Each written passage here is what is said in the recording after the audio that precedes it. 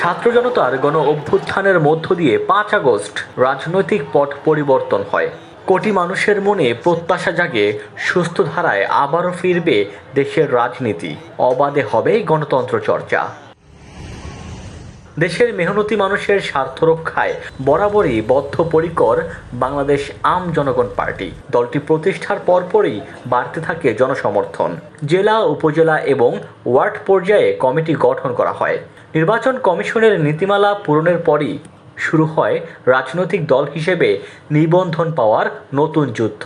এরই ধারাবাহিকতায় রোববার নির্বাচন কমিশনে গিয়ে নিবন্ধনের আবেদন জমা দিয়েছে আম জনগণ পার্টি। এ সময় দলটির সদস্য সচিব ফাতিমা তাসনিম বলেন, জুলাই বিপ্লবের মধ্য দিয়ে দেশে গণতান্ত্রিক সরকার প্রতিষ্ঠিত হয়েছে। নির্বাচন কমিশন আম জনগণ পার্টিকে রাজনৈতিক দল হিসেবে নিবন্ধন দিয়ে গণতন্ত্রের চর্চার সুযোগ দেবে বলে আশা ফাতিমা তাসনিমের। ডকুমেন্টস চেয়েছিল, যেটি ইতিমধ্যে আমরা কেন্দ্রীয় পরিষদ থেকে সেটি লিপিবদ্ধ করে অফিসিয়াল ডকুমেন্টস হিসেবে তাদের কাছে আমরা আজকে রিসিভ করেছি। এই ইসি মহোদয় আমাদের গণতন্ত্র চর্চা করার জন্য তাদের স্বতন্ত্রতা এবং তাদের ন্যায় নিষ্ঠা এবং জনগণের প্রতি তাদের যে গণতন্ত্র চর্চা করার যে স্বাধীনতা রয়েছে সেটি আমাদের নিবন্ধন দেওয়ার মধ্য দিয়ে তারা সেটি অব্যাহত রাখবে। জেলা, উপজেলা এবং ওয়ার্ড পর্যায়ে কমিটি আছে আম জনগণ পার্টির।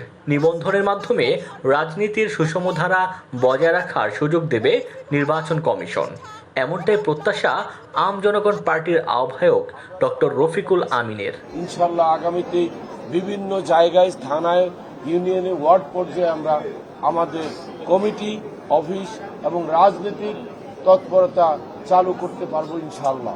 আমরা বিশ্বাস করি বহুদলীয় গণতন্ত্র এবং আমি যেমন বিশ্বাস করি বর্তমান সরকার গণতন্ত্র বান্ধব, রাজনৈতিক বান্ধব এবং আমাদের অনেক পছন্দের একটি সরকার।